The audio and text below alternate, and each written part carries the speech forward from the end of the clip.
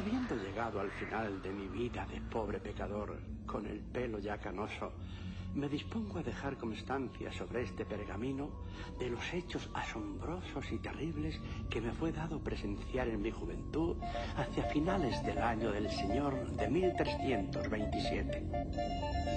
Que Dios me conceda sabiduría y gracia para ser fiel narrador de los sucesos que tuvieron lugar en una remota abadía en el recóndito norte de Italia. Una abadía cuyo nombre parece ahora más piadoso y prudente omitir.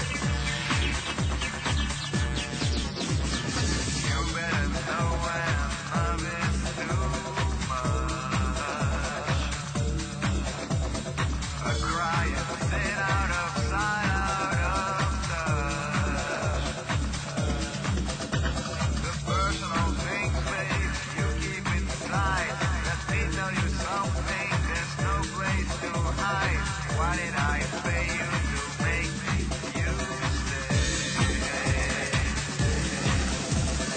I smell your sweat on my skin. Breakfast in Vegas on cocaine and gin. I smell your sweat on my skin. Breakfast in Vegas on cocaine and gin.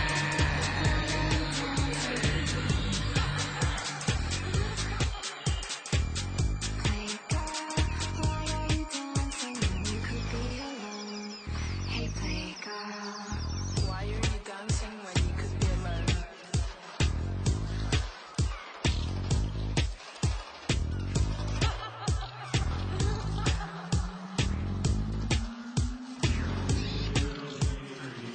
Play girl, why are you sleeping in tomorrow's world? Hey play girl, choking on cigarettes will get you alone. Hey play girl, hey play girl, hey play girl, no one lights got you coming down. Sleep your way out of your hotel.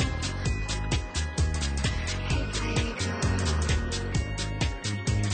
hey play girl, no one lights got you coming down. Sleep your way out of your hotel.